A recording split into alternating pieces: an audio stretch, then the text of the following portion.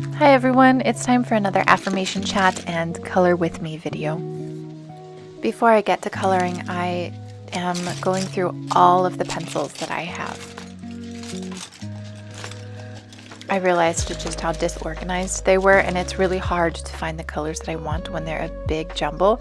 And so I pulled them all out, and oh my gosh, it really adds up. All the colored pencils that came from the gold painted box, they came from my sister. She had collected so many, and she stopped using colored pencils as her main medium, and so she decided she might as well let go of them, and they have become a really nice play around medium for me. It felt really nice to set up my art time with some very solid organization. It helps me feel ready and prepared, and oh my gosh, aren't those colors all so pretty together? The colors I'm hoping to choose for today's coloring page are going to be inspired by the painting that's behind the pencils that I'm organizing. This is a painting I use over and over again on my website and social media and so on. And the colors just feel really fresh and exciting to me. They're encouraging colors in my mind. Colors have feeling in the same way that shapes have feeling. For me, the circle is my favorite shape because it feels like a hug, and the orange and blue together have a similar feeling for me. It's really funny when I ask people what their favorite shape is, they kind of look at me funny because they had never even thought about it before. They didn't really think it was something that someone could have strong feelings about, but here I am being like, circles are the best. Anyway, it's silly, but I love it. The affirmation for today is, I show up for myself and for those I love. And today is a great day to start with colors that make us feel taken care of, feel safe, feel loved. And so for me, these colors and these rounded shapes really help with that. If you have purchased my I Am Enough affirmation coloring book, you'll see on the flip side, on the left side, I have an extra encouragement written there. It says, people pleasers, this one's for you. You can't make everyone happy, but you can show up where it counts. And as I sat down to talk about this, I had to ask myself, well, what does it mean to show up? There are different levels in which we can show up in people's lives. We can show up by driving them to the airport and helping them move. We can show up by initiating conversations and checking in on how they're doing. And a really, really important way of showing up for people is just being there and listening when they are having a really happy day and celebrating with them, or having a really hard day and just being present to feel things with them.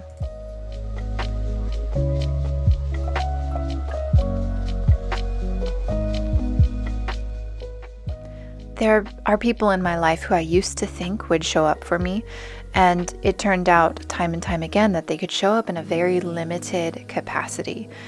And my people-pleasing instincts told me that I needed to make them happier in order for them to do more for me and actually care for me in the ways I needed. And this is where the I show up for myself part comes first in this affirmation. When people promise to show up for you and do not actually follow through on that promise, you need to step back and reevaluate, right? So this is a point where you know something is true and your instincts tell you to keep trusting this person anyway. And that's where we need to step back, stop the self-betrayal, and instead listen to our own needs. So this is why, people pleasers, this is for you. It takes a lot of retraining for us to show up for ourselves when we've been trained over and over again to show up for other people with no reciprocation. Our instincts are really grounded and rooted in us, and it takes a lot of work to retrain them and retool them, but it definitely can be done. Some of my favorite conversations with friends involve celebrations for how we showed up for ourselves. I have a friend who will message me anytime she has a hard day, and she says, today was hard. I had to process these things, and you know what I did? I took care of myself in these ways.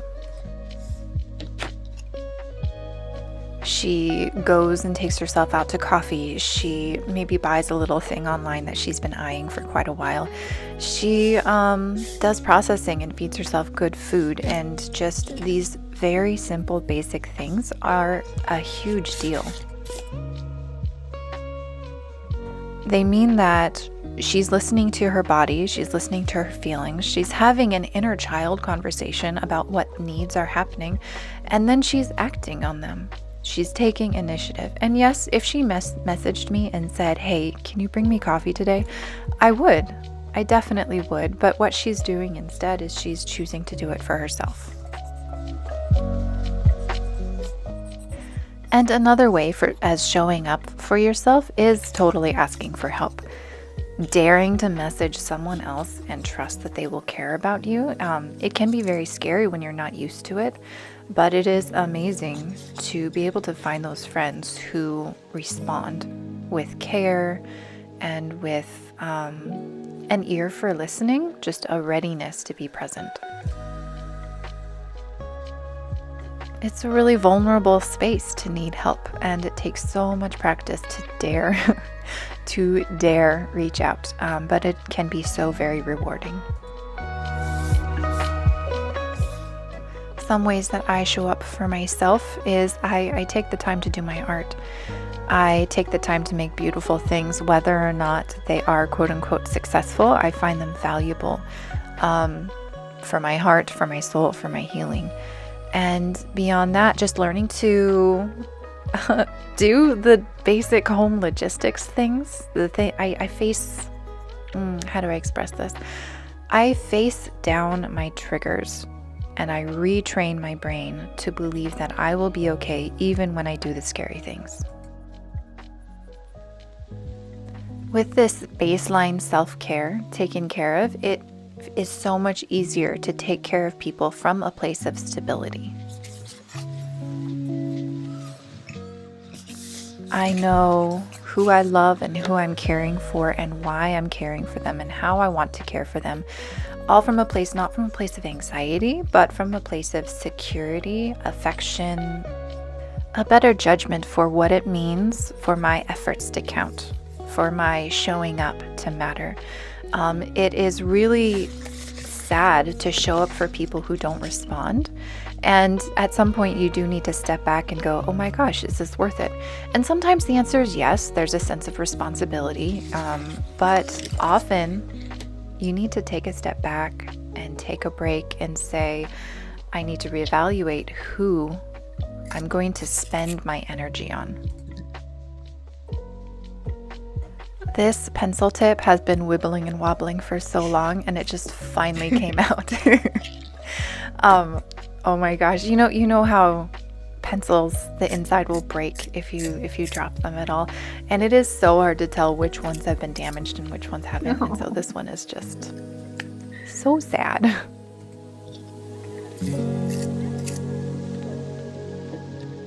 Okay, back to talking about who we choose to spend our energy on. I grew up being taught that this mentality was selfish. I needed to show up for everyone. I needed to show up 110% for everyone. I needed to say yes habitually. And as an adult, I've realized how damaging that was, not being able to pick and choose, not being able to use my own natural intuition of, oh, this is creepy or scary or sad. Not being able to tap into that natural intuition really twisted my perception of what was okay and not okay for me to experience. And so, yes, this is why I'm kind of pushing back on that. So who do you love? Who do you care for? Who do you show up for? These are very important questions if you need the same sort of retraining that I have needed. So my dear people pleasers, or my recovering people pleasers, this one is for you. You can't make everyone happy. but you can show up where it counts. And I hope that you can keep learning how to discern what it means for your efforts to count, for your affection to be earned by people who are worthy of that affection, for your heart to be valued, for your healing to really take root. So I'm going to keep doing these videos throughout my affirmation coloring book. Please buy your own copy and subscribe, and I'd love to have you along for the journey.